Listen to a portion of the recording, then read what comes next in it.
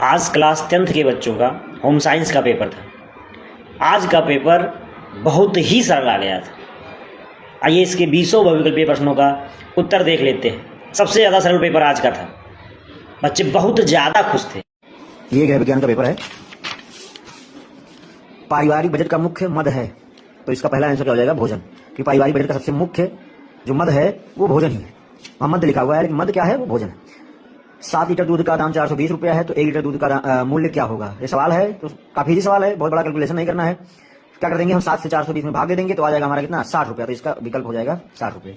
उपहार चेक की राशि होती है। उपहार चेक मतलब जब हम कहीं जाते हैं न्योता वोता देने या कोई उपहार देने, तो कितने रुपए देते हैं? तो अक्सर आपने देखा होगा कि 21, 101, 51, 501, 201, 251। तो यही इसमें तीनों विकल्प, 21 भी सही है, 51 भी सही है और 101 भी सही है, यानी उक्त सभी। चौथा क्वेश्चन क्या है? यातायात संकेतों में लाल बत्ती कहाँ होती है? तो यातायात संकेतों में लाल बत्ती कहाँ होती है? सबसे ऊपर होती है। इसके बाद देखिए क्वेश्चन नंबर 5 है, हेलमेट में सुरक्षा होती है। हेलमेट से सुरक्षा होती है, तो हेलमेट से सुरक्षा होती है किसकी? सर की, है ना, यानी सिर की सुरक्षा होती है हेलमेट से। हेलमेट इसलिए पहना जाता है कि एक्सीडेंट होने पर कम से कम सिर हमारा क्या रहे? सुरक्षित रहे। जल का रासायनिक सूत्र है, तो जल का रासायनिक सूत्र क्या है? H2O है। सातवां क्वेश्चन है, टाइफाइड रोग फैलता है। तो टाइफाइड रोग जो है वो साल्मोनेला टाइफी से फैलता है, तो यानी इसका आंसर हो जाएगा क्या? ए। डेंगू फैलता है, आप सबको पता है कि डेंगू जो है वो मच्छर से ही फैलता है।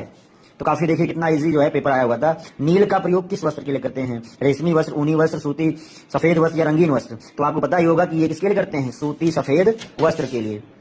अगला क्वेश्चन है 10वां, कपड़े पर निशान लगाना चाहिए। तो फ्रेंच चाक से, पेंसिल से, सफेद चाक से या मिल्टन चाक से? तो इसका आंसर हो जाएगा क्या? मिल्टन चाक से, क्योंकि आसानी से धुल जाता है और साफ हो जाता है। 11वां क्वेश्चन है, रसोई घर की सफाई करनी चाहिए। तो नॉर्मली ये क्या है? बहुत ही आसान है, प्रतिदिन। भाई स्वच्छता सबसे ज्यादा जरूरी है, तो इसका आंसर क्या हो जाएगा? प्रतिदिन।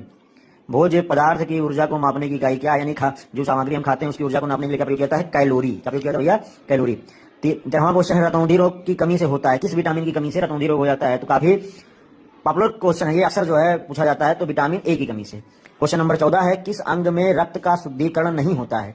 यकृत में, फेफड़ों में, हृदय में या वृक्क में? वृक्क में, किडनी में। तो किसमें नहीं होता? हृदय में। हृदय यानी जो आपका दिल है वो क्या करता है? ब्लड को पंप करता है, रक्त को पंप करता है, शुद्ध नहीं करता। यकृत में भी थोड़ा बहुत हो जाता है, फेफड़ों में अधिक रक्त जो है शुद्ध होता है, क्योंकि ऑक्सीजन यही मिलता है रक्त में, और किडनी जो है वो भी छानने का ही काम करता है। तो जो हृदय है इसका सही विकल्प होगा, क्योंकि पूछा शुद्धिकरण नहीं होता है तो हृदय में नहीं होता है। क्वेश्चन नंबर 15 देखिए क्या है, नाड़ी की गति प्रति मिनट होती है, यानी स्वस्थ व्यक्ति जो होता है उसकी नाड़ी की गति प्रति मिनट कितनी होती है? तो 72 से लगभग 80 बार। अस्थियों की टूट को कहते हैं? तो मोच, अस्थि संक्रमण, अस्थि विस्थापन, अस्थि भंजन। अस्थि भंजन तो क्या हो जाएगा भैया? अस्थि भंजन। ठीक है, बोन ब्रेक जो हो जाएगा ये हो जाएगा, अस्थियों की टूट को कहते हैं, तो अस्थि भंजन।